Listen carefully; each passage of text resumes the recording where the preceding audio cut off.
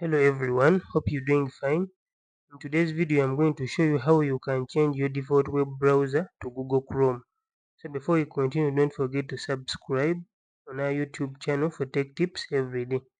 So right here, right click on your Windows Start button. Here we are going to look for the settings, and in the settings we are looking for apps.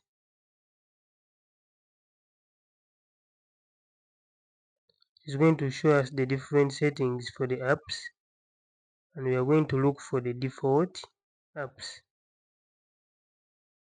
Here in the default apps, it will show you the default apps for the different applications, and here we are going to look for the web browser. So you can see for our web browser the default app is Microsoft Edge. So in case we want to change it to Google Chrome, we just click on this application and it will show you the different applications that are installed on your PC that can act as browsers. So here we are going to change the default browser to Google Chrome. So in this way, our default web browser is now Google Chrome. So in this way, we have managed to change our default browser from Microsoft Edge to Google Chrome.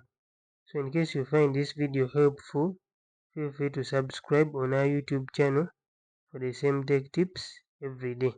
Thank you for watching.